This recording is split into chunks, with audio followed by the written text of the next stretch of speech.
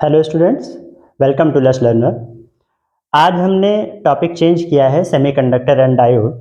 और ये चेंज इसलिए है कि अभी बीएससी फर्स्ट ईयर के फिजिक्स के सब्जेक्ट्स के कुछ स्टूडेंट्स के लिए ये अभी बहुत रिक्वायर्ड टॉपिक है। तो बेसिकली उनको ध्यान में रखते हुए मैं यहाँ ये शुरू कर रहा हूँ। पहला टॉपिक है सेमीकंडक्टर एंड डायोड चैप्टर में P and N type semiconductor and then Fermi level. तो जो पूरा यूनिट है उस यूनिट में अभी पहला दो टॉपिक मैं यहाँ डिस्कस कर रहा हूँ, बाकी धीरे धीरे चलता रहेगा। तो जो भी बीएससी फर्स्ट ईयर फिजिक्स के स्टूडेंट्स हैं, अगर आपके टच में हैं तो आप उनको ये फॉरवर्ड कर सकते हैं। अगर आप खुद हैं तो आप खुद भी इसको यूज़ कर सकते हैं। सेमीकंडक्टर बेसिकली शुरुआत होती है सॉलिड से। जैसे आपको पहले ये बताया गया होगा कि दुनिया में जितने भी मटेरियल हैं उनको तीन टाइप में डिवाइड कर दिया गया, डिस्ट्रीब्यूट कर दिया गया, basically solid, liquid and gas. ठीक है, तो अब उसमें जो सॉलिड है, सॉलिड में करंट कंडक्शन के बेसिस पे जो मटेरियल का टाइप बताया जाता है that is insulator, semiconductor and conductor. ठीक है, यानी किसी भी सॉलिड में जो करंट का अमाउंट फ्लो हो रहा है, उस अमाउंट जितना फ्लो हो सकता है उसके बिहाफ पे ये डिसाइड किया जाता है कि कौन सा मटेरियल किस टाइप का होगा। ठीक है, यानी अगर आप बेसिक बात करें सॉलिड, तो इसके तीन टाइप हो गए। पहला है conductor, then semiconductor and insulator. ठीक है, highest conductivity, mid conductivity and low conductivity. High कह सकते हैं, high conductivity, mid conductivity and low conductivity. अब सारी चीजों को थोड़ा सा किनारे करते हुए सिर्फ सेमीकंडक्टर की बात करेंगे। लेकिन उससे पहले सेमीकंडक्टर मतलब इन तीनों में बेसिकली अभी तो कंडक्टिविटी का डिफरेंस है, लेकिन कंडक्टिविटी का डिफरेंस कैसे डिफाइन किया जाए, ठीक है, वो आपने बचपन में तो पढ़ लिया कि करंट फ्लो होती है तो उस हिसाब से हम डिफाइन कर लेते हैं। लेकिन यहाँ पर थोड़ा सा चीजें इंप्रूव्ड हैं। ठीक है, इंप्रूव्ड ये है कि सबसे पहले एक एनर्जी लेवल की बात होती है। अब एनर्जी लेवल की शुरुआत कहाँ से होगी, थोड़ा सा मैं इसको ओवरव्यू दे के फिर उसके बाद मुद्दे पे आऊंगा। तो ओवरव्यू ये है कि आपने बोर का एटॉमिक मॉडल पढ़ा होगा, जिसमें आप किसी भी मटेरियल के मतलब किसी भी एटम के जो कॉन्फ़िगरेशन है उसका जितना उसका एटॉमिक नंबर होता है उस हिसाब से उसका कॉन्फ़िगरेशन आप बनाते हैं। यानी उसमें जो आउटर मोस्ट ऑर्बिट में कितने इलेक्ट्रॉन है, पहले ऑर्बिट में कितने हैं, दूसरे में कितने हैं, इस हिसाब से उसका जो एटॉमिक नंबर होता है उसका आप कॉन्फ़िगरेशन बनाते हैं और ये डिसाइड करते हैं कि उसके आउटर मोस्ट ऑर्बिट में कितने इलेक्ट्रॉन बचते हैं। ठीक है, तो अब अगर उसी को हम कंसीडर करें कि सपोज मान लीजिए कोई भी एक एलिमेंट है, सपोज एल्यूमिनियम है जिसका एटॉमिक नंबर 13 है। ठीक है, तो बोर का एटॉमिक मॉडल, अगर ये आपका न्यूक्लियस है, ठीक, तो दो इलेक्ट्रॉन इसमें होंगे, 2, 8 एंड 3। ठीक, ये डिवीजन किया जाता है। ये आपने पहले पढ़ा होगा कि कॉन्फ़िगरेशन कैसे बनाते हैं। ठीक है, तो उस पर मैं अभी नहीं जा रहा हूं, पर ये समझ लीजिए कि 2, फिर उसके बाद 8 और उसके बाद 3 इलेक्ट्रॉन। ठीक है, यानी this is Bohr's atomic model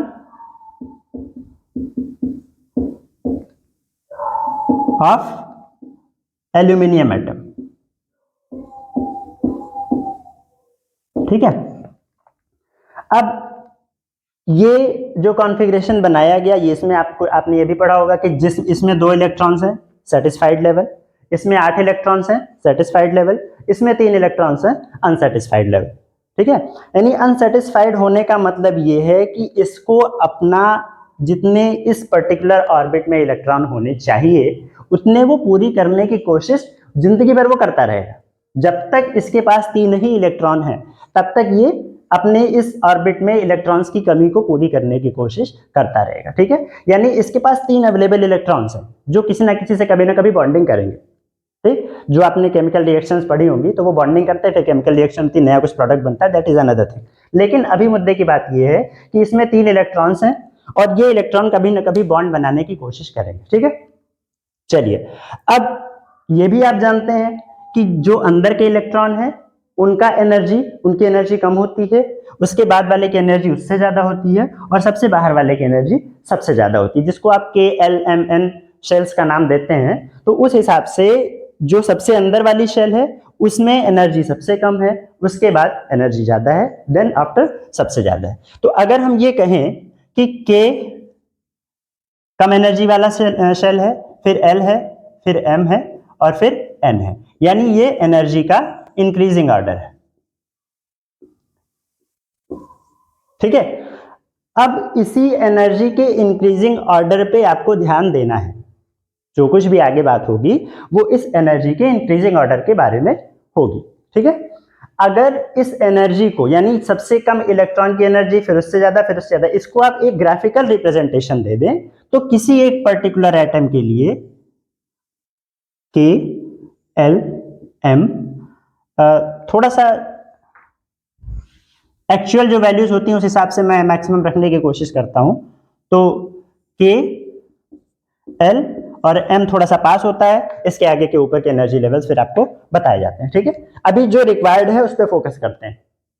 एक पर्टिकुलर एल्यूमिनियम का एटम है, मतलब आप रैंडमली कोई भी ले सकते हैं, मैंने रैंडमली एल्यूमिनियम ले लिया, तो उसका जो कॉन्फ़िगरेशन है उस कॉन्फ़िगरेशन के मुताबिक अगर आप हर इलेक्ट्रॉन की, हर ऑर्बिट के इलेक्ट्रॉन की एनर्जी का ग्राफिकल रिप्रेजेंटेशन करें, यानी एनर्जी को आप ग्राफ पे कैसे बताएंगे, तो ये सबसे अंदर वाले के इलेक्ट्रॉन जिसको आप K कहते हैं, ये L है, ये M है, K वाले की एनर्जी सबसे कम है, ठीक है, उसके बाद M की है, L की है, उसके बाद M की है।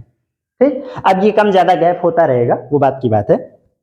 ये सिंपल सा रिप्रेजेंटेशन है जिसमें हर एक लाइन को आप एनर्जी लेवल कह सकते हैं। ठीक, यानी K energy level, L energy level है, M एनर्जी लेवल। ठीक है, अब ये तो एक सिंगल एटम की बात हो गई जो कि आपने कभी दुनिया में देखा भी नहीं। ठीक है, ये सब आपने सिर्फ सुना है, समझा है, अलग अलग तरीकों से इसको प्रूव किया गया कि हाँ एटम होता है, पर किसी ने देखा नहीं।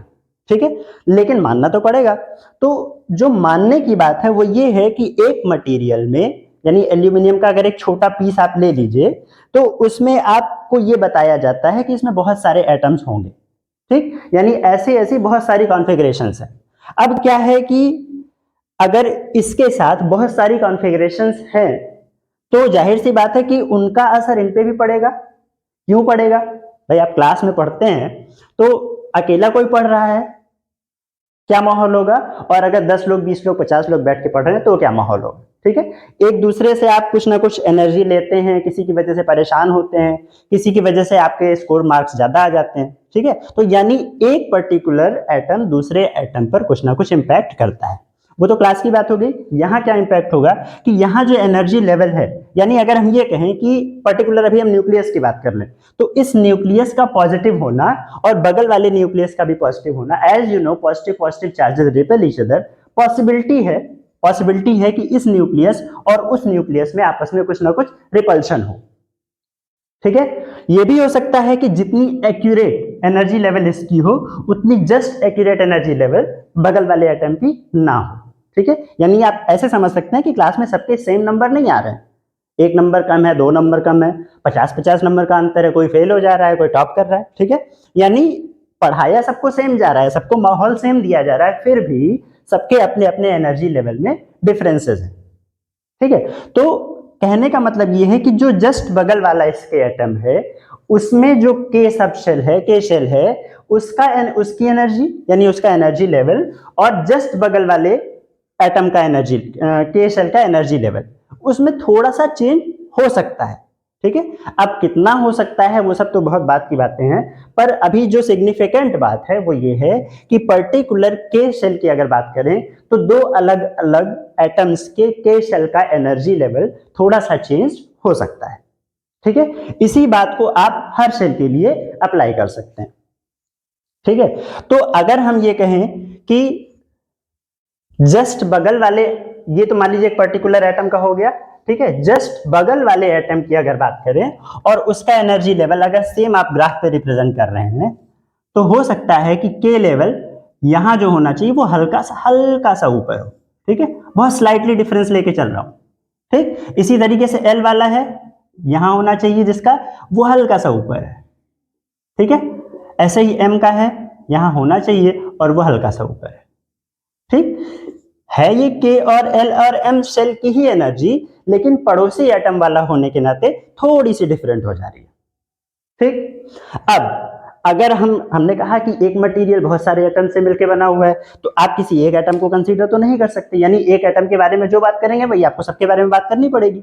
तो उसी तरीके से अगर ऐसे ऐसे कई सारे ग्राफ्स को आप एक्यूमुलेट कर ले, इकट्ठा कर लें, तो क्या पता चलता है कि के जो वैल्यू है, मतलब के की जो एनर्जी है, वो एक्चुअल में एक सिंगल वैल्यू नहीं है, वो कई सारे छोटे छोटे स्मॉल एनर्जी गैप डिफरेंसेस का एक बंच है, ग्रुप है।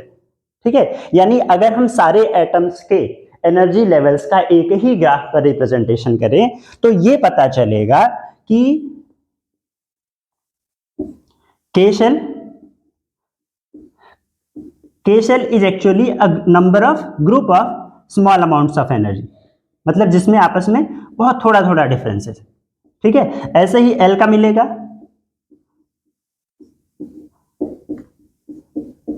और ऐसे ही आप M के बारे में बात कर सकते हैं, यानी किसी भी शेल के बारे में आप ये कह सकते हैं कि it is just not a particular value but a group of values.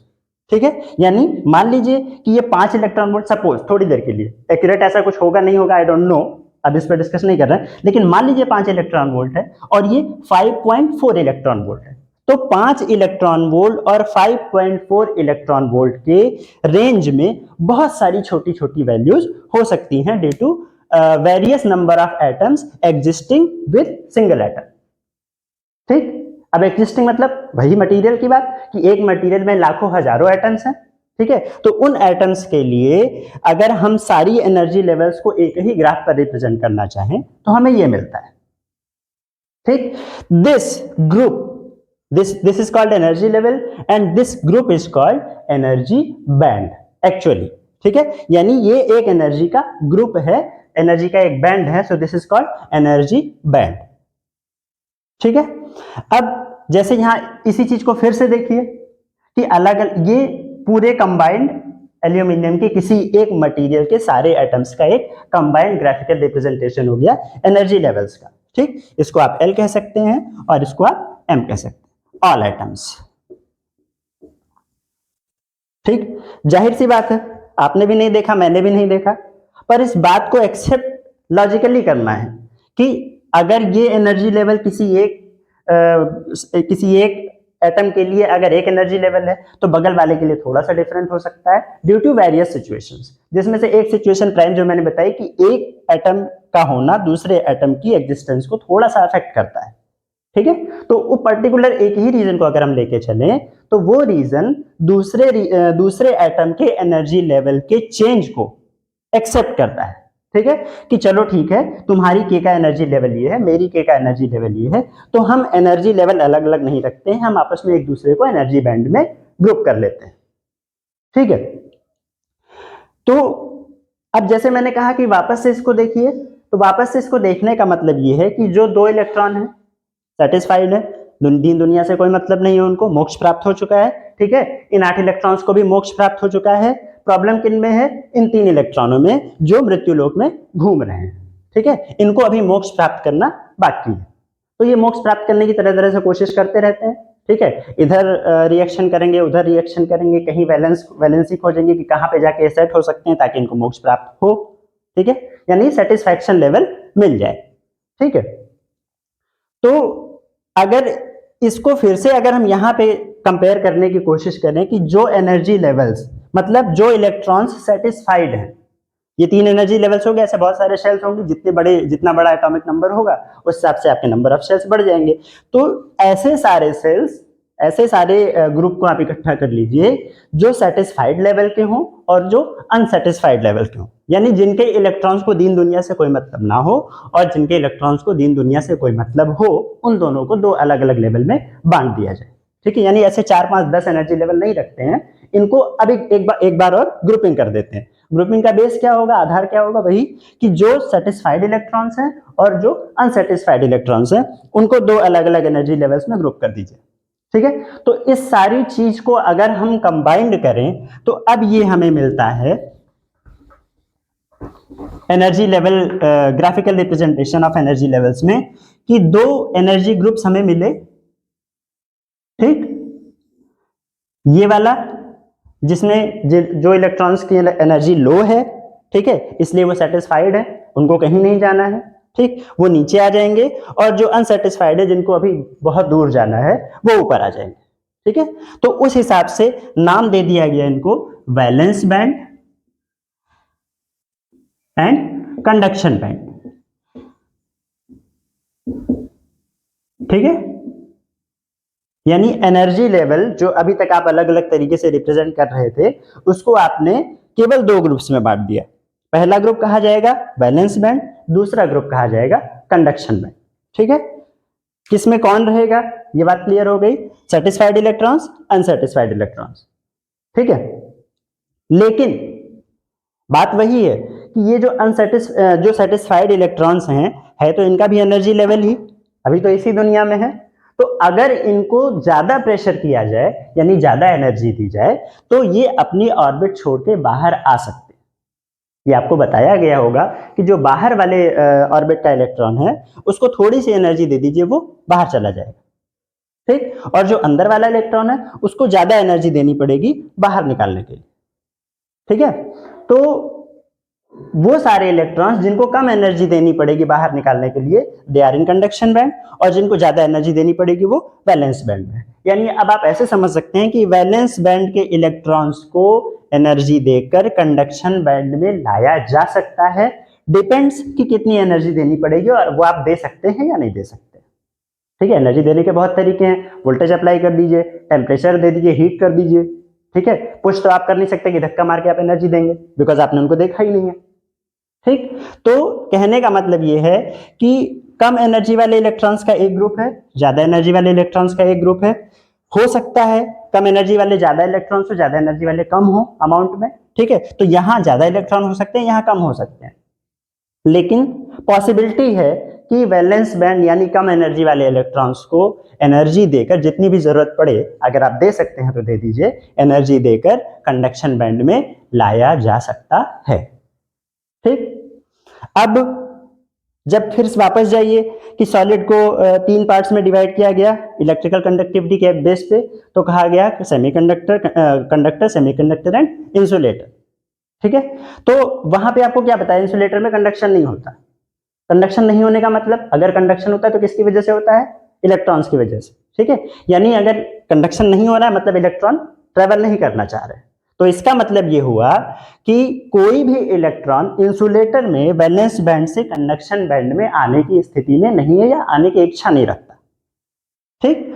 Insulator के सारे इलेक्ट्रॉन्स को मोक्ष मिल गया, उनको अब दीन दुनिया से कोई मतलब नहीं है, आप उनको लाख वोल्टेज अप्लाई कीजिए, लाख गर्म करिए, कंडक्शन पॉसिबल नहीं है, ठीक है। तो अब इन सारी बातों को अगर इसी एनर्जी डायग्राम पे, एनर्जी लेवल के ग्राफ पे अगर आप रिप्रेजेंट करना चाहें, ठीक है, तो ये सारी बातें पुरानी हो जाती हैं। कौन इलेक्ट्रॉन किस ऑर्बिट का, गोली मारिए, ठीक है।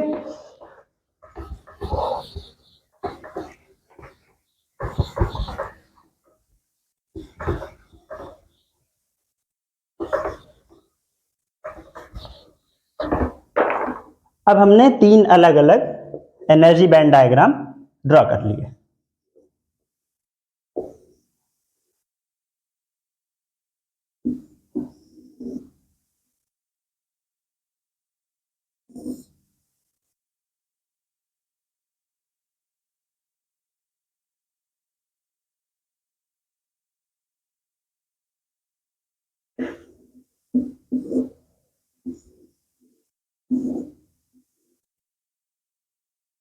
डिफरेंस आपको दिख रहा होगा, नीचे वाला जो ब्लॉक रहेगा, रेक्टेंगल रहेगा, that will be valence band तीनों में, ऊपर वाला जो रेक्टेंगल रहेगा that will be conduction band, ठीक है। सबसे ज्यादा गैप इसमें दिख रहा है, यानी यहां पर, यहां के वैलेंस बैंड इलेक्ट्रॉन्स को, यहां के valence, BB means valence band, CB means conduction band, ठीक, valence band, conduction band, valence band and conduction band. तो यहां के इलेक्ट्रॉन्स को, वैलेंस बैंड के इलेक्ट्रॉन्स को कंडक्शन बैंड में ले जाने के लिए आपको बहुत ज्यादा एनर्जी चाहिए, ठीक। थोड़ी देर के लिए मान लें कि अगर वैसी एनर्जी पॉसिबल नहीं है तो यहाँ के इलेक्ट्रॉन्स कभी भी ऊपर नहीं जाएंगे, यानी ऐसे वाले मटेरियल्स में कभी भी कंडक्शन पॉसिबल नहीं है। तो इसको आप कह सकते हैं कि ये इंसुलेटर का एनर्जी बैंड डायग्राम है। ठीक है, दिस इज फॉर इंसुलेटर, यानी इसमें आप इलेक्ट्रॉन्स को जितनी भी एनर्जी आपकी मर्जी दे दीजिए, ये कभी भी कंडक्ट करेंगे ही नहीं, उनकी फितरत ही नहीं है, उनकी इच्छा ही नहीं। ठीक है, हटा दीजिए उनको। लेकिन ये जान लेना जरूरी है कि इनके वैलेंस बैंड और कंडक्शन बैंड के बीच में बहुत ज्यादा गैप होता है। ठीक है, ये वाला दोनों ओवरलैप्ड है, थोड़ी सी एनर्जी वैलेंस बैंड से मिलेगी, कंडक्शन बैंड में कूद के चले जाएंगे। ठीक है, यानी यहाँ कोई गैप ही नहीं है। तो यहाँ के वैलेंस बैंड इलेक्ट्रॉन्स को बहुत माइन्यूट या बहुत हल्की एनर्जी देनी है, और हो सकता है ना भी देनी पड़े, जंप मार लें। ठीक है, हालांकि ऐसा पॉसिबल नहीं है, कुछ ना कुछ एनर्जी देनी पड़ेगी। इलेक्ट्रॉन्स का एनर्जी लेवल तभी चेंज होगा जब बाद से एनर्जी आप देंगे। ठीक है, तो इस केस में वैलेंस बैंड के इलेक्ट्रॉन्स को थोड़ी सी भी एनर्जी दे दी जाए, वो कंडक्शन बैंड में पहुंच जाएंगे। ठीक है, तो इसको आप कह सकते हैं प्रॉपर कंडक्टर, कि इसमें बहुत सारे ऐसे इलेक्ट्रॉन्स मिलेंगे जो कंडक्शन के लिए रिस्पॉन्सिबल होंगे। ठीक, अब बचता है ये जिसमें ना उतना गैप है ना इतना गैप है, मिड लेवल का गैप है। ठीक है, अप्रोक्सीमेट अगर एक स्पेकुलेशन कर ले कि आधा गैप होगा यानी सेमी, तो इसको हम कहते हैं सेमी कंडक्टर।